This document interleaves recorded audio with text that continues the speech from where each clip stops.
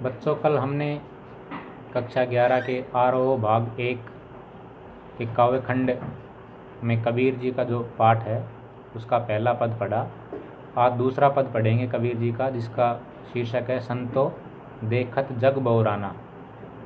इसमें मूल रूप से कबीर जी ने बाह्य आडंबरों का विरोध करते हुए हिंदू और मुसलमानों द्वारा जो भी ईश्वर भक्ति से संबंधित पाखंड किए जाते हैं उनका पुरजोर विरोध किया है।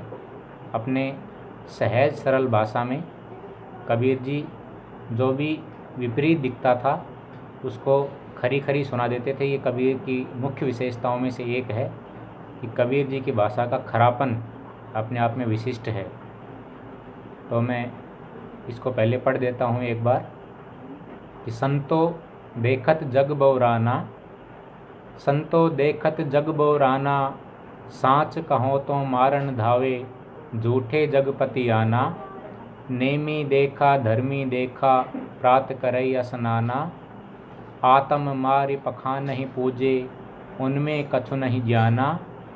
बहुतक देखा पीर औलिया, पढ़े किताब कुराना। कई मुरीद तदबीर बतावें, उनमें उहे को जाना। आसन मारि डिम्ब धरि बैठे, मन में बहुत गुमाना। पीपर पाथर पूजन लागे, तीरथ गर्व भुलाना। टोपी पहिरे माला पहिरे, छापा तिलक अनुमाना। इसमें देखो कबीर जी कहते हैं कि संतो देखत जग बौराना, कि हे सज्जनों, हे संतो, देखत यानी देखो, जग बौराना, जग यानी संसार, बौराना यानी पागल होना। देखो ये संसार कितना पागल हो गया है।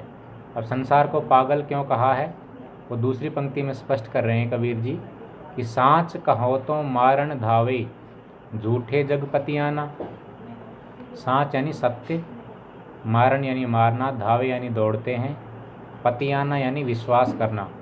इसका आशय है कि जग कितना पागल हो गया है।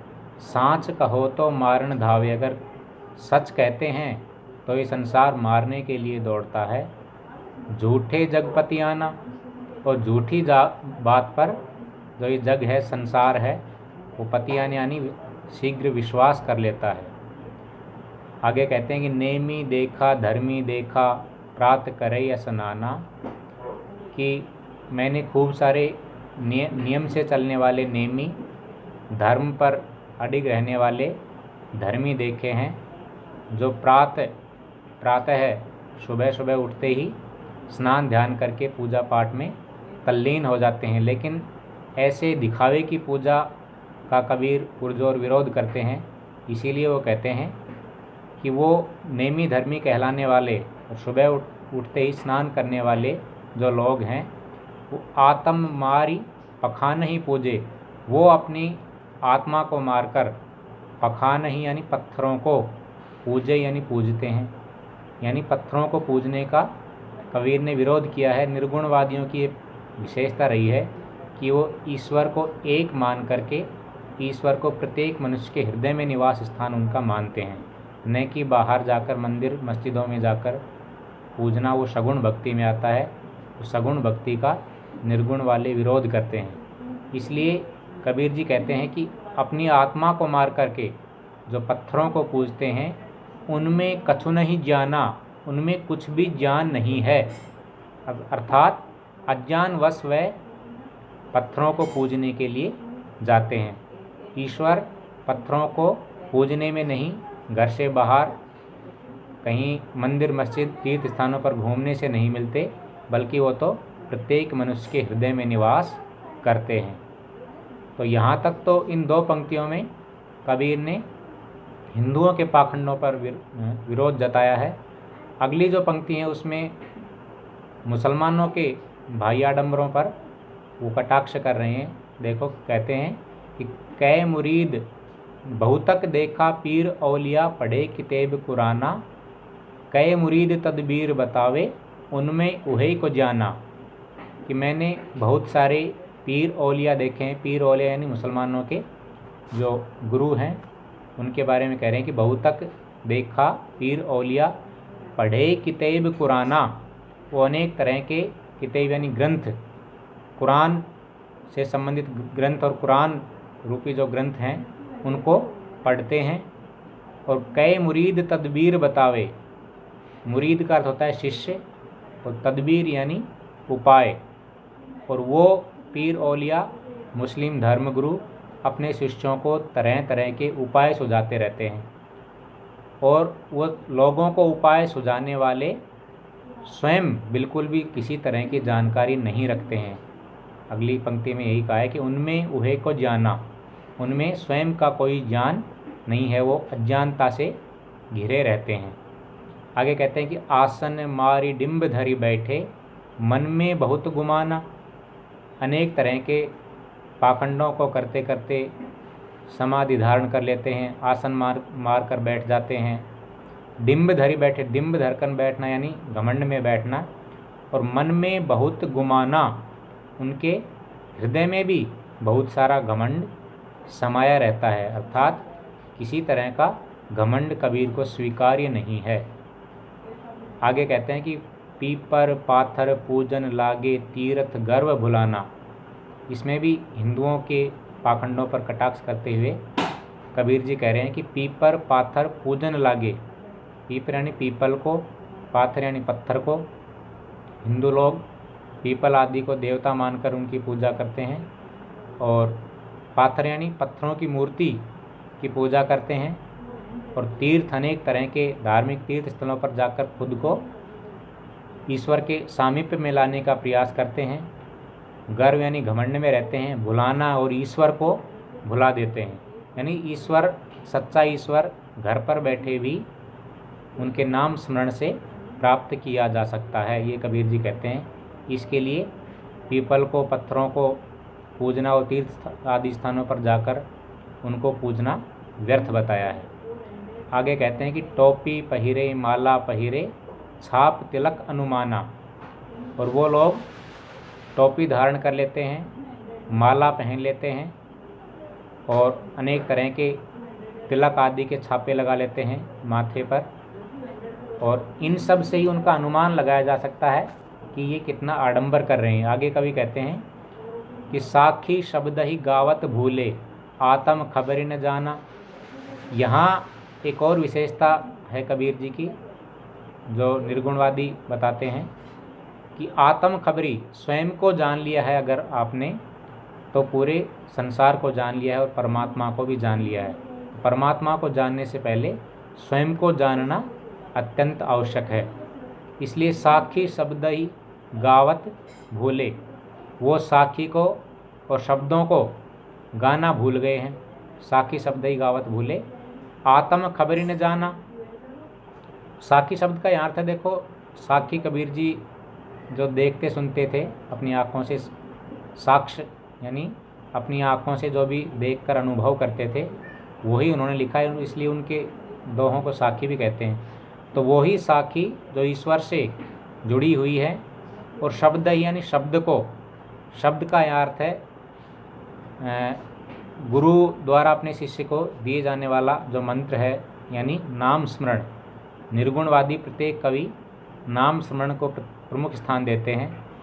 तो वो साखी और शब्द जो ईश्वर के सामीप्य लाने के लिए गाने चाहिए, उनको लोग भूल गए हैं। और आत्म खबरी न जाना, और स्वयं की खबर को नहीं जान पा रहे, अर्थात स्वयं अपनी खबर नहीं ले रहे हैं, स्वयं अपने हृदय में झांक कर नहीं देख पा रहे हैं, जिससे परमात्मा से वो दूर होते चले जा रहे हैं। हिंदू कहे मोई राम प्यारा, तुर्क कहे रहीमाना। हिंदू लोग तो कहते हैं मुझे हमारा राम प्यारा है, राम हमारा ईश्वर है। तुर्क यानी मुसलमान, मुसलमान कहते हैं कि हमें तो हमारा रहीम प्यारा है। यानी, और कबीर जी कहते हैं कि राम और रहीम को अगर एक करके देखा जाए तो ईश्वर एक हैं, इनमें कोई अंतर नहीं है। लेकिन अज्ञानतावश लोग इनको अलग अलग मानकर हिंदू मुसलमान आपस में लड़ते रहते हैं। अगली पंक्ति में यही समझा रहे हैं कवि कि आपस में दो लर लरी मुए, मर्म न काहू जाना। कि आपस में दोनों कौन? हिंदू और मुस्लिम, दोनों हिंदू और मुस्लिम आपस में लरी लरी मुए, लड़ लड़ कर मुए यानी मर जाते हैं।